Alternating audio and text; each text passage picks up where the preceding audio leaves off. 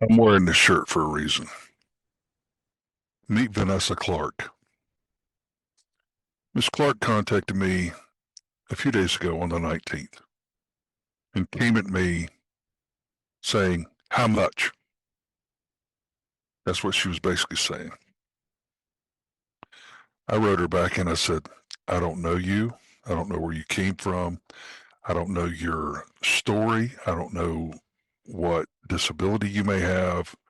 I was telling her I didn't have any facts upon which to tell her whether I could even help her or not.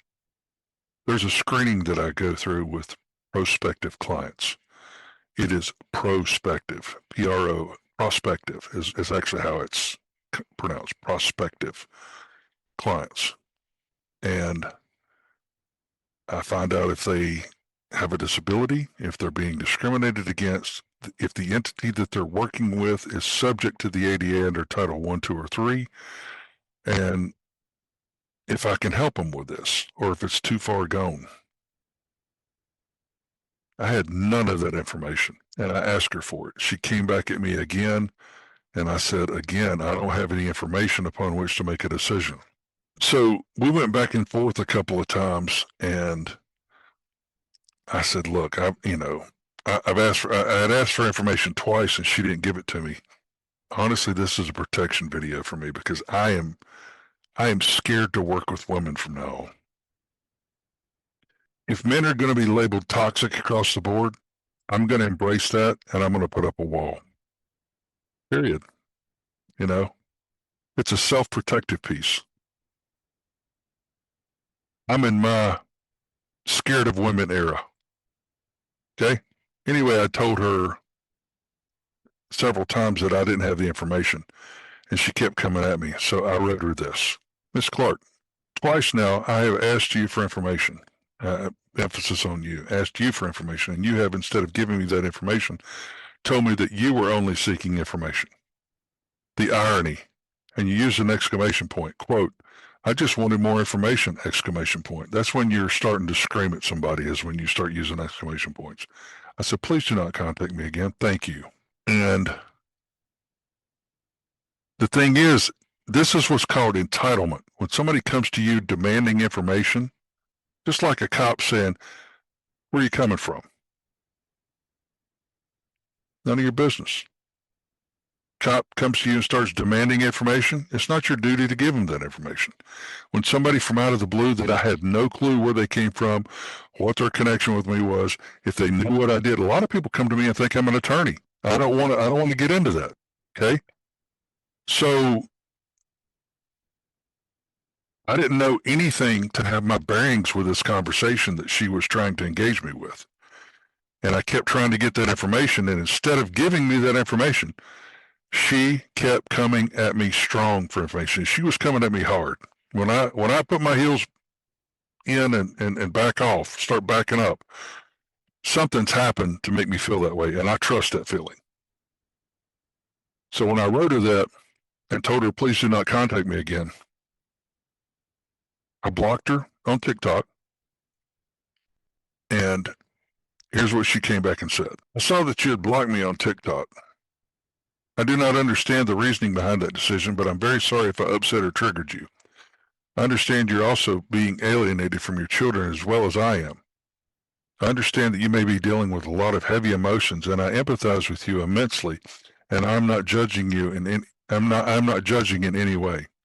I promise this will be the last time I contact you. I just wanted to say that I understand. And if you ever decide to work with me in the future, please let me know. And I'm very, very sorry you were going through this.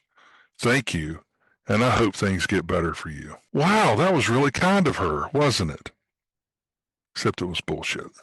She writes me back 3 more times on that day, and then she contacts a couple of people that I know on TikTok. I'm not going to call their names because I'm not dragging them into this. They know who they are because they let me know. But the gist of it was that she was trying to get them to get me to work with her, which wasn't going to happen. And as a matter of fact, when you start going around me and trying to get other people to convince me, those are strong arm tactics. And that's not going to work either on me. I mean, I honestly see that I saw this as a threat early on because of the entitlement and the non-responsiveness, and I put up a barrier. That wasn't good enough for her. She wrote me back 3 times, then went to a couple of friends to try to get them to talk. And then this morning, she wrote me this, and I'm going to read the whole email to you, and it's scathing. Keep in mind that I have not talked to this woman since she said she wasn't going to talk to me again, sent me 3 more emails. I mean, I didn't talk to her after the 3 emails. And after she approached the friends, I talked to the friends, but not to her. I haven't communicated with her since. So when I get this email this morning, I'm guessing it was based on our discussion on the 19th. And I mean, the last thing I said to her was, please do not contact me again. That's the last thing I showed you the last email that I had. I wasn't calling her any names, no ad hominem attacks, just stated very plainly, I've asked you twice for information. You're not giving me information, even though you're using exclamation points against me. Please do not contact me again. Then she writes me this morning. So it went from I have empathy for you to I have no empathy or sympathy. And now I'm a crazy guy. And I've admitted that I failed my children many times. You know it. I see it. I see where it happened, how it happened. I don't need somebody to tell me that. But I do also see that my ex played a part in this. And I have verified that numerous times through my own activities. I'm not here to crucify my ex.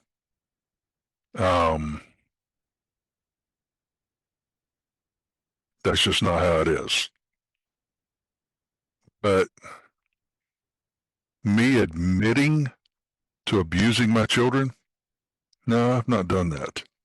And so I wanted to gain a little perspective on who was saying all of these things to me. I think maybe there was a bit of scorn there because she wanted me to help and I didn't want to help. And I'm not mandated to help everybody that comes my way. That's just not my role. I have my own disabilities that I need to worry about. And so I wanted to go get a sense of who this person was. So I went to her TikTok profile. Here is her TikTok profile. It's V period the period moment. V is in Victor period. The is in THE period moment. I think it's a play on the words be the moment. And, you know, this looks like a woman who may have some concerns for me. Let me show you those concerns. Here's a video from 3 days ago. It says, anyone who has ever survived a narcissist knows exactly who this man is. This is a picture of Patrick Clancy. And when I saw this, I thought, okay, there are some preconceived notions here that I can't reach. I mean, Lindsay Clancy has admitted to what she did. Her lawyer has admitted to what she did in open court. He hasn't tried to attack them. He hasn't tried to paint them as the perpetrator. And the prosecution hasn't tried to paint them as the perpetrator. And the police haven't tried to paint them as the perpetrators. So, and there's a huge movement right now of women coming forth and siding with Lindsay Clancy, which for me is problematic and circles into this whole decision I've made of I'm not working with women anymore. Because if it's the man's fault that a woman does something like that, that's a fucking problem for me. And it plays into what I've experienced because everything is dad's fault. Everything. And you know what I did? I went man harder. I went to go fix that shit harder. That's another reason I wasn't communicating with my kids, is because I was going to fix all of the shit. If there was a problem, I was the guy to take care of it all the time. So there's a video from 4 days ago. It's got my picture on it, one of my videos. PSA, beware of this ADA advocate. Be especially cautious when someone wants to advocate for parents while publicly acknowledging a history of emotionally neglecting and abusing their own children. This is slander, or libel, because it's written. I have not acknowledged a history of emotionally neglecting and abusing my own children. But let me read you I'll tell you what I'm going to do. You go there, you read it. I'm not going to read it on here. I was going to, but I've already read you what she said in the email. That's basically the gist of what she's saying on this video. And then I saw this. This is, at the time I was gathering information for this video, this was her second video in line. How I looked when I chased my sister with a knife. Don't know why someone would put that up, but to me it's kind of disturbing. Then I saw this. In case you need a reason to unfollow me, he framed her. He killed them. Patrick Clancy is guilty. Again, no one in the team is coming after him saying he's guilty. And I honestly believe that after this is over, Patrick Clancy is going to be a very rich man, because Lisa Rinna has come out now and said that he's guilty, that he did it. And there's been numerous people that have done this. And the people that have done this, and I saved this video, and there's a lawyer in Massachusetts that's asking people to send these videos to her, because she's going to get with the team and deliver these videos. So I will be sending this video to that lawyer. And I believe that he has a gold mine of opportunity of women who have come forth and said he did this, he's guilty, to sue them for defamation and slander and or libel, and win big. I mean, nobody's going at, what's your proof of this? Well, it was my opinion. Well, guess what? That's actionable. So this is the position of Miss Clark. And I do want to read you one more email that she wrote me on the 19th. I genuinely apologize for the miscommunication between us. Now, to me, this is really what sealed the deal for me. There's no acceptance of liability at all, or acknowledgement that she came at me strong. If you're willing to give me some grace regarding the misunderstanding and consider working with me, I would still genuinely appreciate the opportunity to retain your services, and will give you any other information you may need about my case. I'm a 100% disabled veteran, and I need a very strong advocate who is comfortable being assertive, because I'm up against a malignant narcissist attorney who is going to bulldoze me, which is one of the reasons I was interested in working with you in the first place. If you're not comfortable doing so, I completely understand and will respect your decision, as you already told me not to contact you again. I told her not to contact me again. Here she is trying to explain her way back into the situation and contact me again. Either way, I'm very sorry that our initial communication went the way it did. I did not mean any harm or hostility by any means, and I apologize if my communication came off that way. This is all about my interpretation of her communication, as that was not my intention. Well, guess what? I asked you for information. You didn't give it to me. You still haven't acknowledged that, and I don't really care if you do or not. No biggie on my part. So I want to say this too. In my marriage, there were so many times that I would bring up things that had been done or said, and the answer a lot of times was, well, I didn't mean it that way. Well, that's not what I meant. Well, I mean, I didn't intend you to take it that way. I didn't think you'd take it that way. And it was always a deflection of an intent statement. And there was no actual attention given to the actual action. It was always the meaning of the action. And this was just a way to get around acknowledging that sometimes words can cause harm. So I see that going on here as well. And that's what really sent flags up my, up my spine. So I just wanted to point that out. So from here forward, I'm only going to be helping dads, men, and fathers. I can't. I may make an exception once in a while if it's a friend of a friend and I know this person, but we're going to have a real good understanding before I go into this, because this scares the hell out of me. That somebody could blow up this hard because they wanted me to be assertive for them and I refused it, so now they're going to come at me 250%. In closing, I want to say this. This has caused me great emotional distress. I'm not blowing smoke and I'm not bullshitting. The words that she said to me were not just words. As far as her opinion doesn't matter to me. But the fact that she's dragging this stuff, as far as my kids, she's bringing my kids into this fight, that's a problem for me. That causes me emotional distress. I've admitted that I failed my kids. I know this. I'm a broken man.